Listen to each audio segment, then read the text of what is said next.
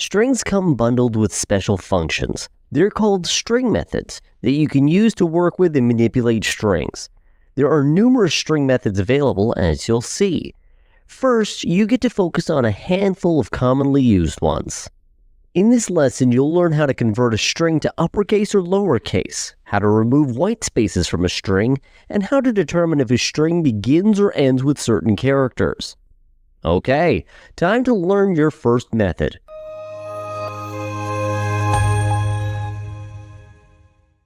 The first one is going to work on converting the case of the string.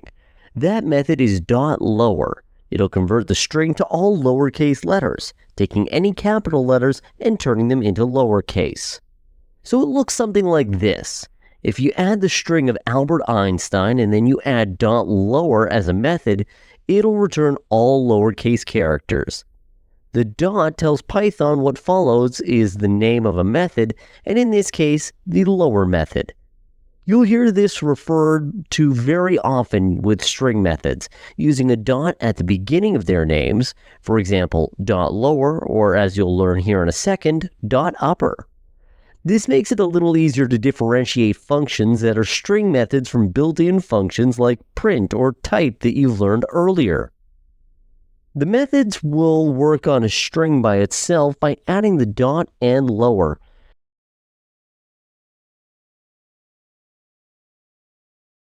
Don't forget to call the method with parentheses. They also work if you've assigned them to a variable.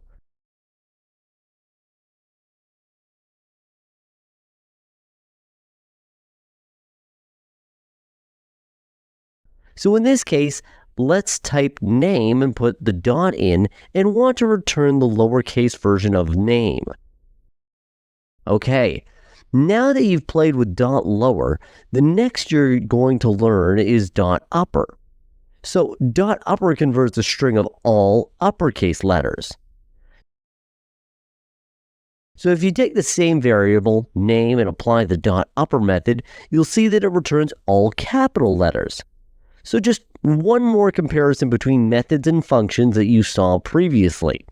String methods will begin with a dot at the beginning of their names, and that's how you'll refer to them, with the leading dot. So .lower or .upper. That'll make it a lot easier to differentiate functions that are string methods from built-in functions like print or len. When you compare them, aside from the different results of these functions, the important distinction is how they're used. These built-in functions are just called by themselves. So if you want to find the length of a name string, you call len and put name inside of it. Or if you want to print name, you could just do the same thing versus, on the other hand, with upper and lower, they need to be used in conjunction with the string. They don't exist independently. Whitespace is any character that is printed as a blank space. This includes things like spaces, tabs, and even line feeds, which are special characters that move output to a new line. Sometimes you need to remove whitespace from the beginning or end of a string.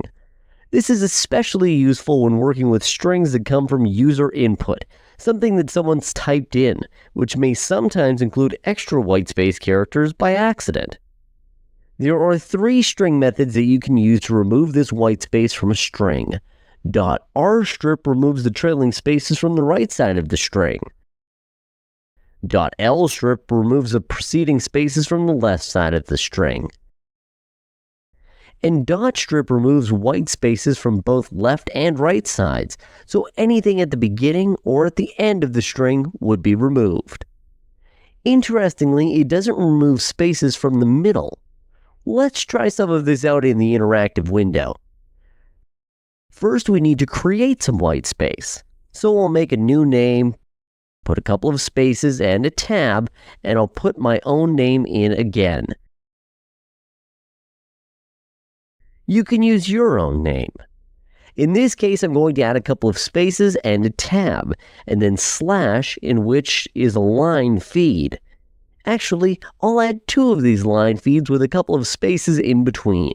So there's a lot of different white space there. In fact, if you try to print out with name, you'll see all the white space, including the additional line feeds. the two of them. Okay, so what happens if you used .rstrip?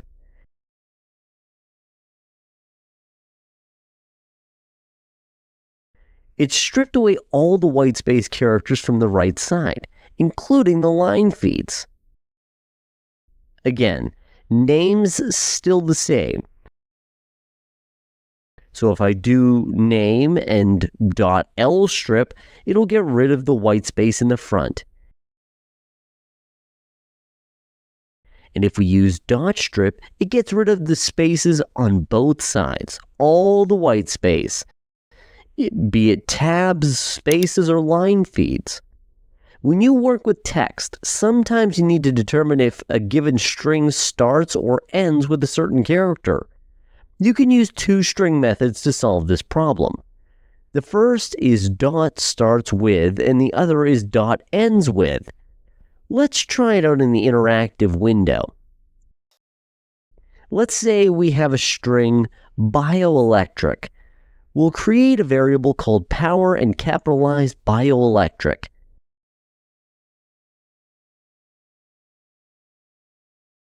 If you use the method starts with, and in this case you need to, you can see that it starts requesting what you'd like the prefix to be. And what if I put lowercase bio? Will that work? That returns false. You might have figured out why, because it starts with a capital B. The fact that it starts with the method is actually case sensitive. To get this to be true, you'd have to type the same thing, but start with a capital bio. That would return true. And similarly, if you wanted to try out another one, ends with, in this case, let's say you say, does it end with electric? You'd get true. This too is case sensitive.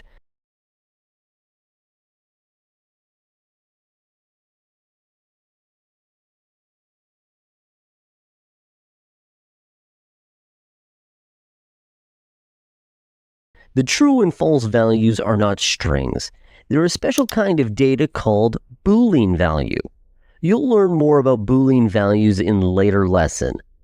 Now, strings are immutable. Most string methods alter a string like upper and lower, but they actually return copies of the original string with those modifications. So if you aren't careful, you might not recognize this, and it might introduce subtle bugs into your program. Try this one out. So put a name. This time, we'll say Virginia. Okay, so again, if you type name and put the method.upper, you'll get all uppercase. But you might have noticed, I showed this a little earlier too, how the original is not modified. Now to get it to change the variable name, you would need to reassign it. So that would look like this. Name equals name upper.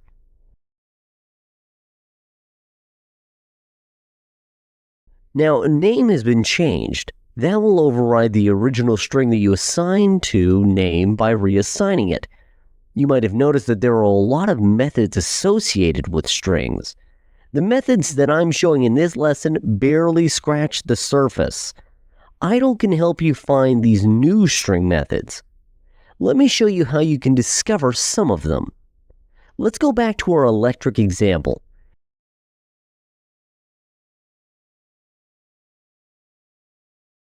If you start with the variable name, and then add the dot, a little box will pop up and start to show you some of the different ones that are available.